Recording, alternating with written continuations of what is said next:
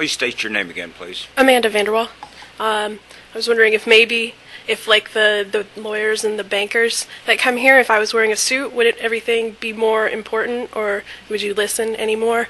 I wanted to thank Dr. Pratt for standing up, and also the banks have no problem charging $35,000 and another you've got to stay on topic here. And another $3,500 when they already get 2.09% of the $5 million they're asking for. Chief, would you remove her, please? Thank you. Seriously? Okay. Thought this was America. Guess I'm wrong. Why do I have to leave? This is a public forum. Yes. How was I off topic? Come on, let's talk. Okay.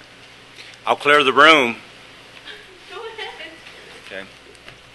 There's a problem when one individual or group of individuals have the power to tell people you cannot have a blanket outside on the planet Earth. That's a big problem. You're taking logic and turning it on its head. You're attacking the people of your community that you say you care about.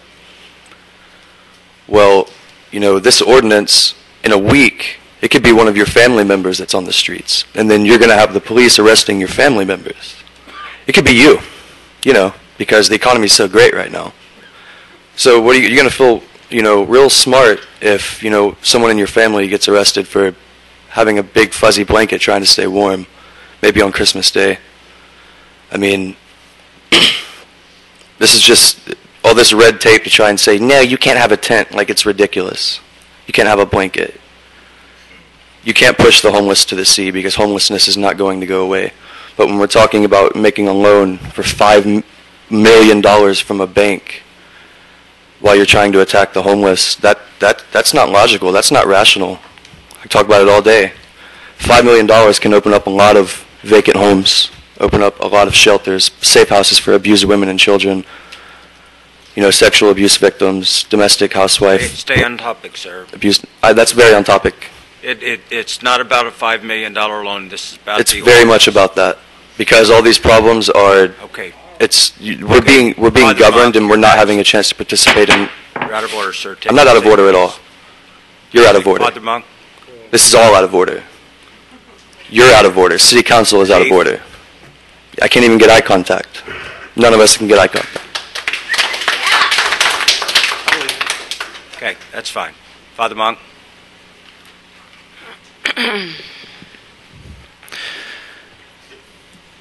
I remember a discussion very similar to this about tents and vagrants and people living in disgusting means, and that we just needed to get them inside. And so Andrew Jackson just sort of moved them across the plain. Remember that? Mm-hmm. And I think it's just very interesting that this country was built on a bunch of guys riding on horses, living outside under the stars. We romanticize it. We make movies about it. But then we want to criminalize it in practicality. And I think that this ordinance, not only is it targeted towards the poor, but I think that it will be used in such a way that you're not going to arrest some businessman if he's lying out in Plaza Ferdinand on a nice warm summer day with a blanket down.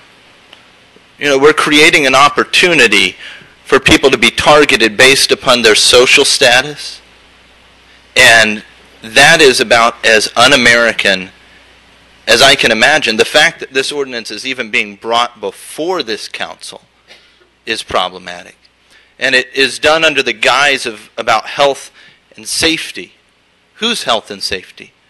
I think the burden exists on the mayor to show us whose health and whose safety is in danger with this ordinance.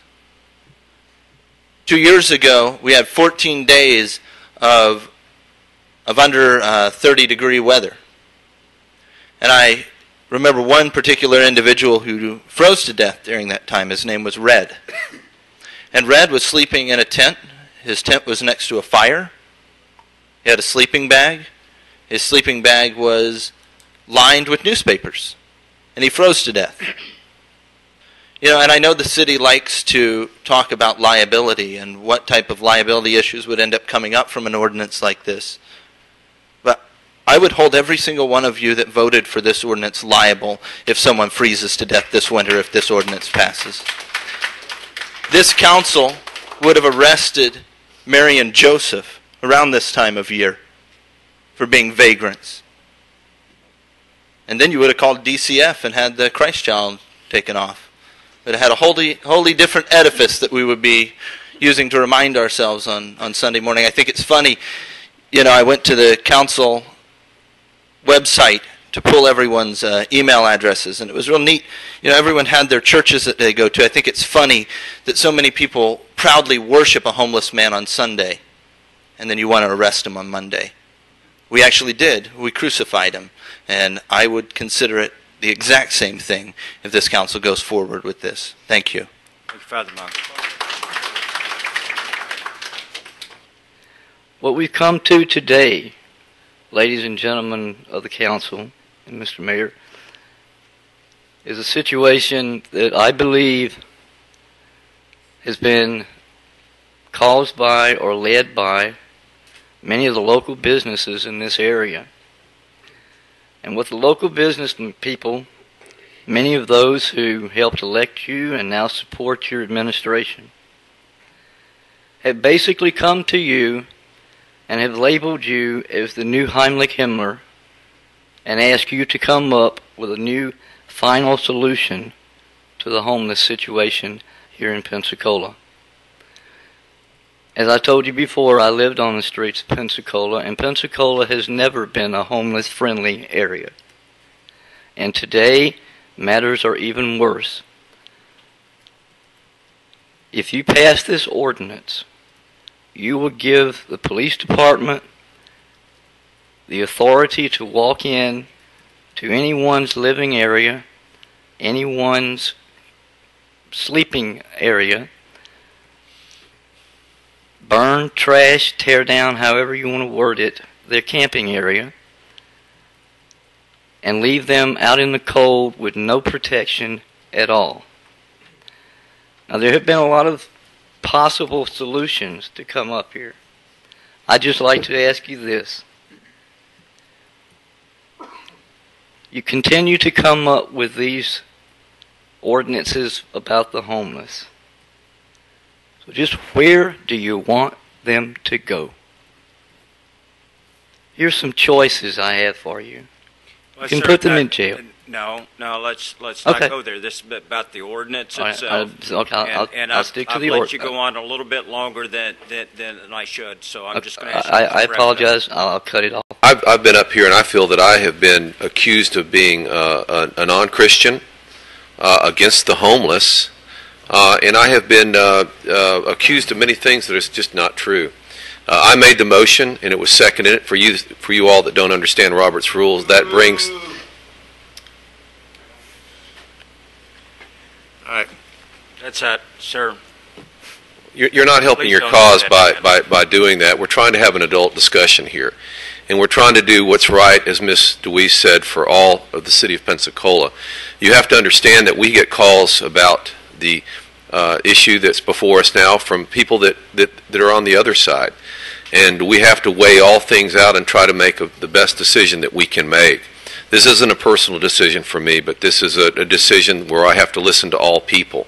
I hear the folks in the audience, but to be accused of being a non-Christian and to be against the homeless is just not correct. Mr. Good afternoon, council members. My name is Alistair McKenzie. I am not here representing Occupy Pensacola. What I am here today to talk to you about is this no camping ordinance. I don't think it's constitutional, number one, despite, however, it may be mirrored to Joel versus City of Orlando. I think it's unacceptable. I know that you are not the ones who proposed it, so I could have saved y'all all that breath about calling you non-Christians by saying, I'm well aware that the person who put this forward is the mayor and his staff. And the mayor is not here to say why he put this before you or why not. But I can give you two inclinations as why.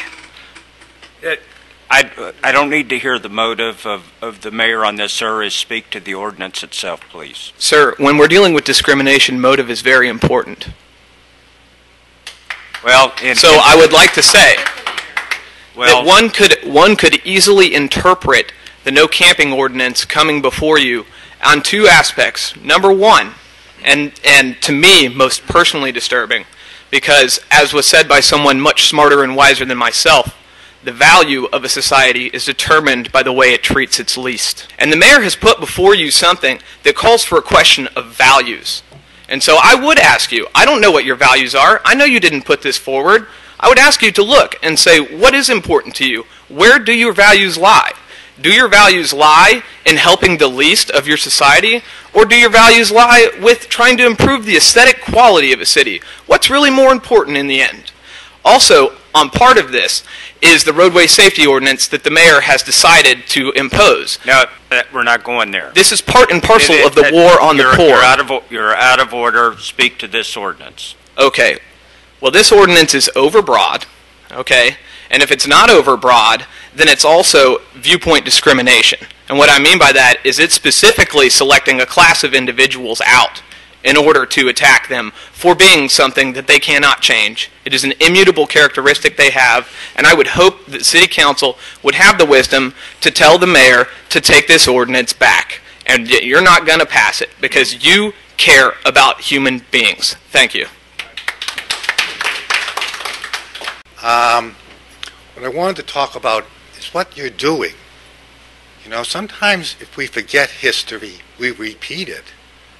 And as was pointed out, the Civil Rights Movement, which was a non-violent movement, but boy, the violence and the turmoil that came down on them has always been a black eye on this nation. This is not the old civil rights, 60s It's civil similar. rights discussion. And I wanted to point out one other thing, according to history, because the times we are in right now reflect the 1930s a great deal. And there were what they called the bonus marches. This is not the 1930s. Speak to the ordinance, Mr. I am Embry. speaking to it. And the bonus marches were World War I Mr. Embry, your veterans. time is up. Thank you. Okay. How dare you, Chief, cut me off? You know my rank. Excuse me. I just want one question. No. Where is the mayor? Why can we never see the mayor? That's not the mayor. That is Mr. Reynolds. He doesn't even live in Pensacola. He lives in Gulf Breeze. When do we get to see the mayor? When? Can you tell me, please? Chief. Go ahead. Take me off. I don't care. Yeah. Where's the mayor? Thank you. Leave him with a warm blanket. Okay.